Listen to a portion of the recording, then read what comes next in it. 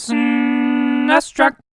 Just about anybody watching this is familiar with Blizzard Entertainment. They're responsible for some of the most memorable games of the past 20 years, from Diablo to StarCraft to, of course, World of Warcraft. But way back in the early 90s, Blizzard Entertainment was just getting started under the name Silicon and Synapse. Under that moniker, they developed the thoroughly mediocre RPM racing for Super Nintendo and followed that up with the excellent rock and roll racing. But also in that time frame came the Lost Vikings. No, not those Lost Vikings. Don't get me started on those guys. Silicon and Synapse developed two Lost Vikings games for the Super Nintendo, and they are the definitive puzzle platformers for the system. They're both two-player co-op and a perfect blend of style and substance. Let's start with the first game. The basic premise here is guiding 3 Vikings to the exit of each level and using each Viking's unique skill to deal with the appropriate enemy and obstacle. The 3 Vikings are Eric, Beliog, and Olaf. Eric is the fastest and can jump the highest but can't attack. Beliog is the badass with a sword and a bow and arrow, but he can't jump at all. And Olaf has a shield which can be used for many different things. You only control one Viking at a time, but you flip between them using the L and R buttons, and I love the immediacy of that. No cumbersome menu screen or anything, thankfully. There's also items like bombs and health replenishments that each Viking can carry, the latter of which can be pretty important because there's only 3 hit points here for each character. When one dies, the other 2 are left to fend for themselves and you won't be able to finish the level. That's kind of a point of frustration, especially since there's jump damage when you fall from certain heights, but there are at least unlimited continues here. You might initially think that it's kind of pointless to continue on with only 2 characters since you can't complete the level, but it does allow for an opportunity to explore a little bit so you can plan ahead for your next try. But yeah, you have to get all 3 Vikings to the exit, and that's much easier said than done because this game quickly gets pretty challenging and complex, but nothing ever seems impossible. Maybe it's best to just do a walkthrough example of how this game is played, like this level here. Take all 3 Vikings down the elevator, smash the wall with Eric the speedy guy, that's one of his abilities, then take Beliog and activate the switch behind each barrier with an arrow, then take all 3 down this elevator and place Olaf in a spot where Eric can use his shield as a platform to go up and grab the key. It's a pretty simple example, but you can see how it can get pretty complex the further you go. Now some of you might think that's kind of tedious, but what really helps spice the game up is the amount of personality they put into this game. From the bizarre locations you explore, to the cartoony appearance of the Vikings themselves, to the occasional dialogue you get from the characters, and from occasional oddballs you meet here and there. No, it's not laugh out loud funny, but it's amusing enough, and it helps this game stand out quite a bit from the rest of the Super Nintendo library in terms of presentation. If nothing else, the dialogue is a clever way to provide some gameplay exposition without holding your hand. One nitpicky thing I gotta point out though, the music in this game is just odd. It's not bad at all, it's just a strange choice, but it at least adds to the game's bizarre cartoony atmosphere. Lost Vikings was originally developed for the Super Nintendo, but later on got ports for everything from the Amiga to Sega Genesis to Game Boy Advance. They're all pretty much the same game, but the Genesis version has 42 levels while the SNES game has 37. Also, the Game Boy Advance version has a battery save if 4-letter passwords bother you for some reason.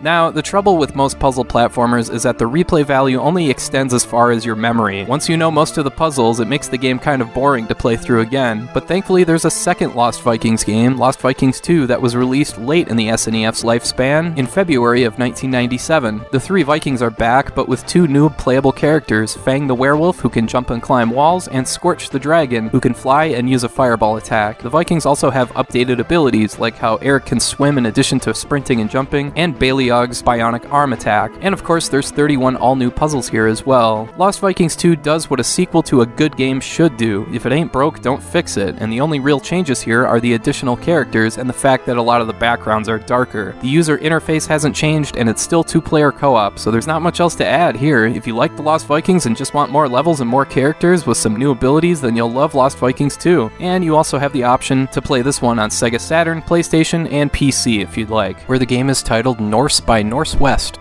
So yeah, the Lost Vikings games are a great time. They're fun and stimulating puzzle platformers that have held up really well over time thanks to the easy-to-use interface, the quick pace, the puzzle design, and the weird bits of personality you'll find here and there. Both of these games are fantastic.